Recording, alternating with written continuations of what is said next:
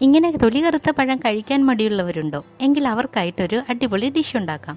ഇതുപോലെ വട്ടത്തിലൊന്ന് കട്ട് ചെയ്ത് മാറ്റാം. ഇനി നമുക്കൊരു പാനിലോട്ട് 1 ടേബിൾ സ്പൂൺ നെയ്യ് ഒഴിച്ചു കൊടുക്കാം. ഇതിലേക്ക് കട്ട് ചെയ്ത് വെച്ച പഴങ്ങൾ ചേർത്ത് നന്നായി ഒന്ന് ഇളക്കി കൊടുക്കാം. ഇനി നമുക്ക് ഇത് 2 സൈഡും ഒന്ന് ഫ്രൈ ചെയ്തെടുക്കണം. ചെറുതായിട്ടൊന്ന് ചെറു തീയിൽ വേണം ഇങ്ങനെ ഫ്രൈ ചെയ്തെടുക്കാനായിട്ട്. ഇനി ഇതിലേക്ക് മധുരത്തിന് ആവശ്യമായ വെള്ളം ചേർത്ത് കൊടുക്കുന്നുണ്ട്. ഞാനിവിടെ 1/2 കഷ്ണം വെള്ളം മാത്രമാണ് പൊടിച്ച് ചേർത്തിട്ടുള്ളത്. ഇനി രണ്ടും കൂടി നന്നായി ഒന്ന് മിക്സ് ചെയ്തെടുക്കാം. ഇപ്പോൾ തന്നെ നല്ല മണം വന്ന് തുടങ്ങിയിട്ടുണ്ട്. ഇനി നമുക്കിതിലേക്ക് ഒരു നുള്ള് ഏലക്കാപ്പൊടി കൂടി ചേർത്ത് കൊടുക്കാം. ഇതിലേക്ക് 3 ടേബിൾ സ്പൂൺ ചിരകിയ തേങ്ങയാണ് ചേർത്ത് കൊടുത്തിട്ടുള്ളത്. ഇതും കൂടി നന്നായി ഒന്ന് ഇളക്കി കൊടുക്കാം.